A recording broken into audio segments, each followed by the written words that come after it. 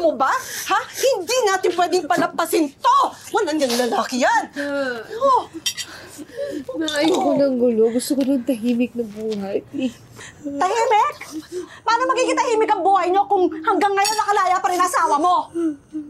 Samahan mo to ngayon sa presinto. Ngayon din, magsampa kayo ng kaso. Mama, wag na. Okay na kami ni Lucas. Ang importante, hindi na niya kami masasaktan at malayo na kami sa kanya. Ayoko ng gulo. Please, wag na.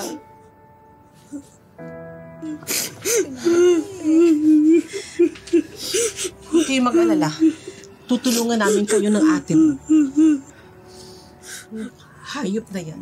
Huwag siyang makapunta-punta dito. Hindi ako pipigil. Hayop siya.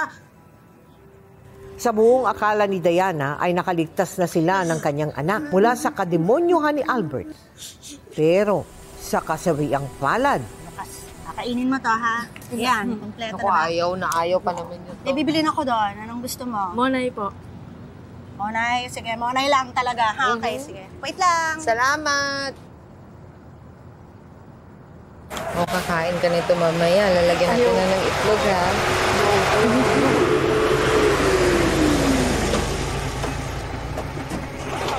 Albert? Sakay! Sakay! Tara! Sakay!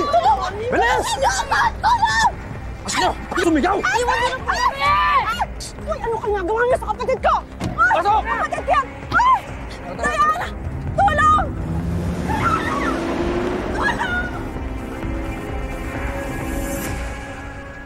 Ano akala niyo? Tuluyan na kayo makakawala sa akin? Hmm? Ay, adik ka na. Kidnapper ka pa.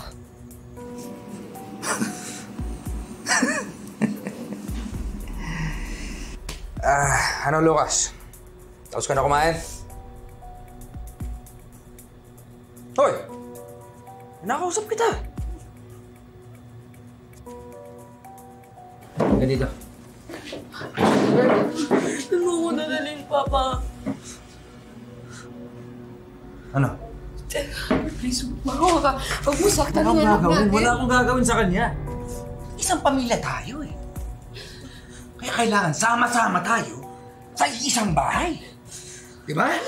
Huwag mo siyang saktan. Makawa ka. Anak ko pa rin siya. Sige na. Huwag mo siyang saktan. Lucas!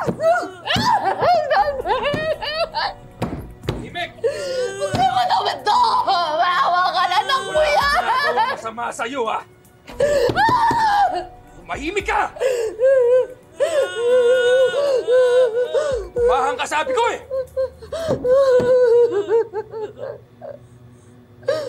Tahan na! Lucas! Lucas!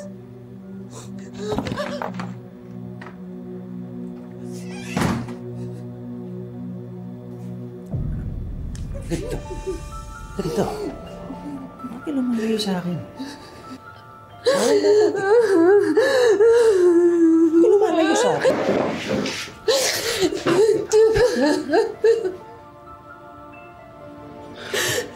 Asawa mo ako, di ba?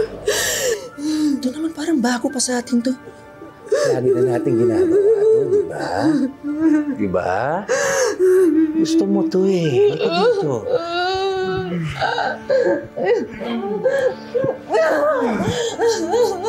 Ano ba?